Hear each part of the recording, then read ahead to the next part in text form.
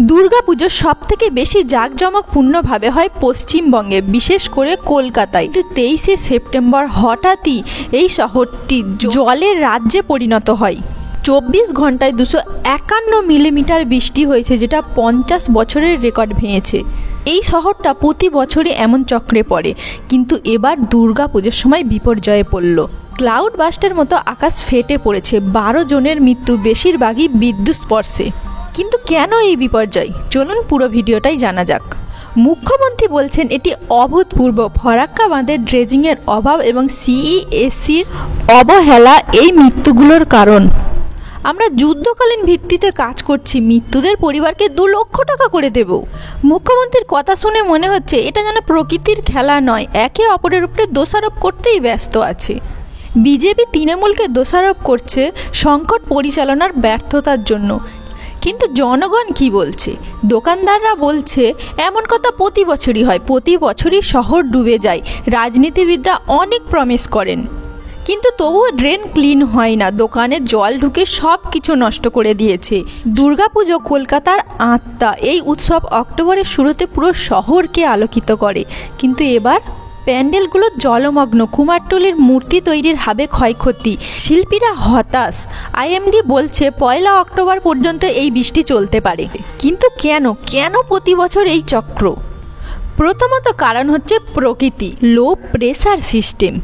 এই ঘটনাটি মূলত উত্তর পূর্ব বঙ্গোপসাগরে গড়ে ওঠা একটি লো প্রেসার এরিয়া থেকে শুরু হয়েছে, যা আন্দামান থেকে গাঙ্গেয় পশ্চিমবঙ্গের দিকে অগ্রসর হয়ে ভয়াবহ বৃষ্টিপাত ঘটিয়েছে। এটি ক্লাউড বাস্টের মতো ছিল, যেখানে 22 ঘন্টায় স্বাভাবিকের চেয়ে 2663% অতিরিক্ত বৃষ্টি হয়েছে।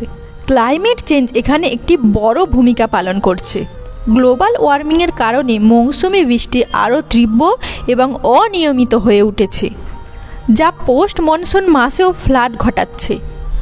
আমার মতে এটি একটি সতর্ক বার্তা। ভারতের মতো দেশে জলবায়ুর পরিবর্তনের প্রভাব আরও বাড়বে এবং শহরগুলোকে এর জন্য প্রস্তুত হতে হবে, না হলে এমন ঘটনা বারবার ঘটবে। দ্বিতীয় কারণ হচ্ছে মানুষের জন্য। কলকাতার ড্রেনেজ ব্যবস্থা কলোনিয়াল যুগ মানে 1850-এর দশকের, যা বর্তমান জনসংখ্যা এবং বৃষ্টির তীব্রতা সামলাতে পারে না। প্লাস্টিক বর্জ্য এবং আবর্জনা ড্রেনগুলোকে ব্লক করে, যা জল জমা আরও বাড়িয়ে তোলে। এছাড়া শহরের বাটির মতো আকার জলকে ধরে রাখে এবং ওয়েটল্যান্ডের ওপর অবৈধ নির্মাণ এটিকে আরও বাড়িয়ে তোলে। এই ওয়েটল্যান্ড এবং নদীপথের ওপর শহুরে বিকাশ জলের প্রাকৃতিক নিষ্কাশনকে বাধা দেয়। কলকাতার কাহিনী শেষ নয়। দূরে দক্ষিণে চেন্নাই শহর 2015-এর এমন ফ্লাডে ধ্বংসস্তূপে পরিণত হয়েছিল। চেন্নাইও দ্রুত নগরায়ন, জলাভূমির ধ্বংস, অপরিকল্পিত উন্নয়ন এবং জলবায়ু পরিবর্তনের জন্য বৃষ্টি তীব্র হচ্ছিল।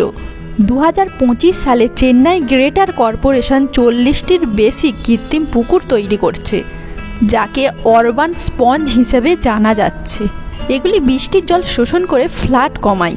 রিপোর্ট বলছে 2100 সালের মধ্যে 91% উপকূল ঝুঁকিতে আছে। তাহলে আমাদের এখন জলাভূমি সংরক্ষণ করতে হবে। মৌসুমের আগে ড্রেন এবং ক্যানালগুলিকে ডিসিল্টিং করতে হবে, যাতে জল না জমে। প্লাস্টিক এবং আবর্জনা নিষ্কাশনের জন্য পাবলিক অ্যাওয়ারনেস বাড়াতে হবে। আর আমাদের সবথেকে বড় কর্তব্য হলো প্রকৃতিকে নষ্ট না করা, কারণ প্রকৃতিকে যদি আমরা নষ্ট করি, প্রকৃতি কিন্তু তার প্রতিশোধ নীরবেই নেয়। আমরা আজ হয়তো এর সাথে লড়াই করে নেব, কিন্তু পরের বছর, তার পরের বছর প্রকৃতিকে যেভাবে আমরা ক্ষতি করেছি, এটা কিন্তু আর কমতে থাকবে না। প্রতিদিন, প্রতি বছর এটা বাড়তেই থাকবে। তাই আমাদের সবথেকে বড় পদক্ষেপ হলো প্লাস্টিক জমতে না দেওয়া, সেটা ড্রেনে হোক বা নদীতে হোক বা সমুদ্রে হোক। আমাদের প্লাস্টিকের ব্যবহার কমাতে হবে, কার্বন ফুটপ্রিন্ট কমাতে হবে, অনেক বেশি পরিমাণে গাছ লাগাতে হবে। নাসা বলেই দিয়েছে 2050-এর মধ্যে কলকাতা কিন্তু হয়তো জলের নিচে থাকবে। আমরা যদি এখন থেকে প্রস্তুতি না নিই, তাহলে এবছর দুর্গাপুজো তো নষ্টই হয়েছে, পরের বছর বা তার পরের বছর বা আসতে 50 বছরে কী যে হবে কেউ বলতে পারে না। আপনার কি মনে হয় আমাদের শুধু চেন্নাই থেকে শিক্ষা নেওয়া উচিত, নাকি পরিবেশকে রক্ষা করার জন্য আরও অনেক এগোনো দরকার? কমেন্টে অবশ্যই জানাবেন।